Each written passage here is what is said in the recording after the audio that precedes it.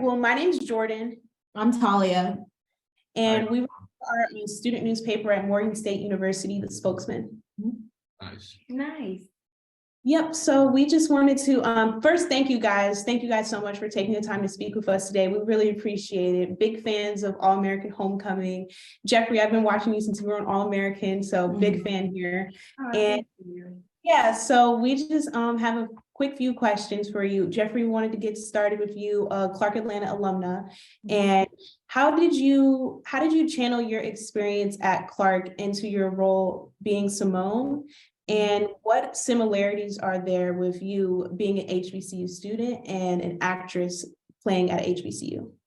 I think the biggest thing, like I said in my last interview, the biggest thing that I hope to portray in my portrayal is just the authenticity of just growing up and being in a position to make your own decisions. I remember when I went to Clark Atlanta University, I was 18, fresh out of my mom's house. And, there's just certain decisions that you have to make and certain repercussions for those decisions. And like I've said before, the best teacher is experience.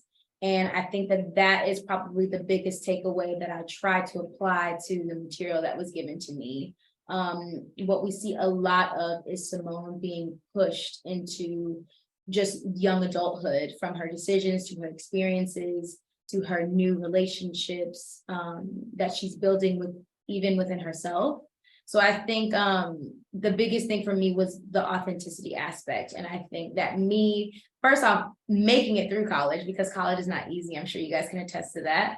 College is not an easy thing, from having to juggle education to your mental health, to your interpersonal relationships, to figuring out a path for your career. And then also maybe having moments of wanting to stop going to school, because there was a time where I wasn't doing well. My grades were doing poorly, but I had to work 2-3 jobs at a time, and I had to not necessarily take a gap year, but I had to go to school part-time, and that played a huge part in when I graduated. So it was just a lot of things that I had to experience, but I'm grateful for it because it all plays a huge part into where I am today. And I'm just happy to be able to do projects that allow me to utilize my personal life to kind of just give back in a way that relates to you guys. So hopefully that answered the question.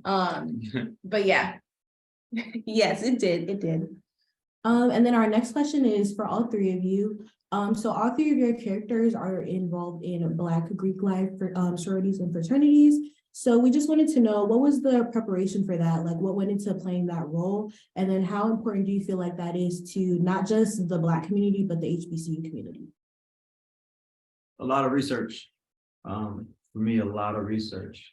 Calling people that I know that are in fraternities, calling people that I know that had certain roles in fraternities, and just being able to engulf myself in the experience, even though that me personally, I didn't pledge, but being able to engulf myself. I know it was times that I called Jeff and asked her questions, or it was times that I just asked Hans, who was on our set, just called him, and just being able to understand the mindset and of everything that's going on.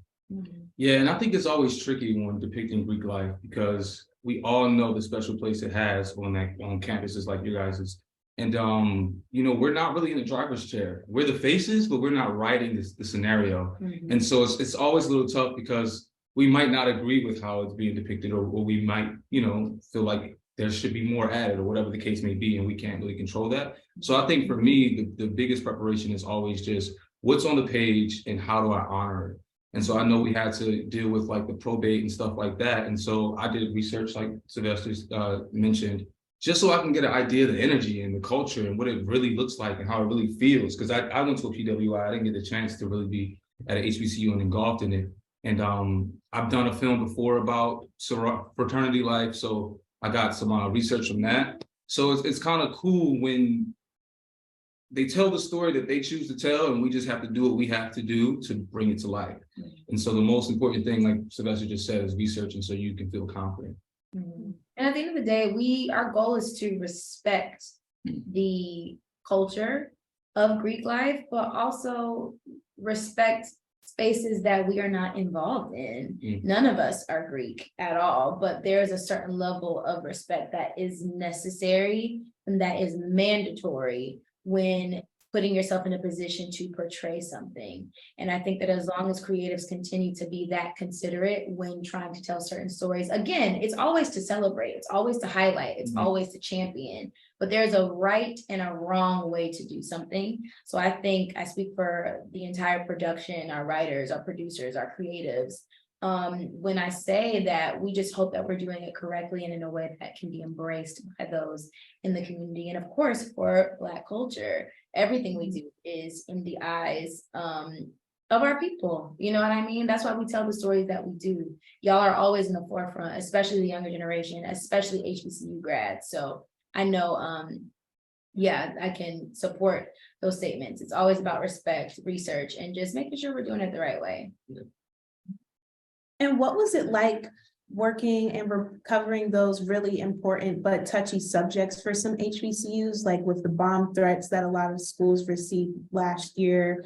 We also had the racial profiling with the bus stop with the tennis players and issues with financial aid, mental health, all those issues that college students in general, but they're really plaguing HBCU students as well. What was that experience like for you all?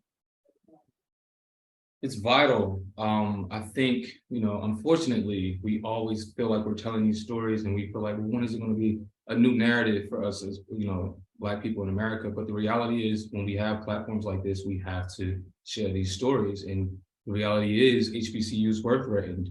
There is racial profiling that goes on all the time. So I think it's a large undertaking for us as artists, but I think it's an assignment that we're always proud to tackle. Mm-hmm. Yeah, I second that. Really, it's necessary and it's real.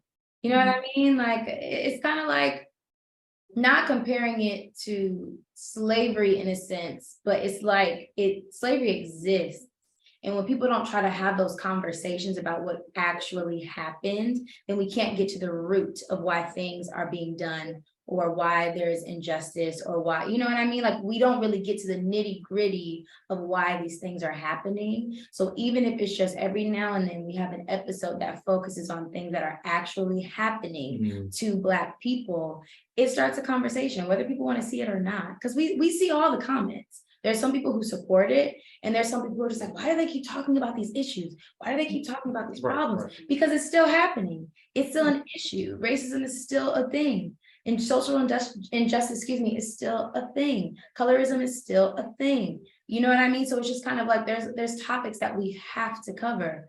And guess what? One day maybe it will stop. Yeah. When it stops, but until it stops, we're gonna keep talking about it, So, but I think that's why we do it too. Sorry, just to kind of piggyback off of that. I think that's why you do it, is you expose it so that people can see it for what it is. I mean, I remember back in 2020 with the whole George Floyd situation, how many people who were non-Black did not know those things were happening. And it came as a surprise to us because we're like, what? This happens every day. I have a cousin or a friend that goes through the same thing. But a lot of people, white, non-Black, don't know what our experience is. So when we get the opportunity to tell it, it's important for us to do that.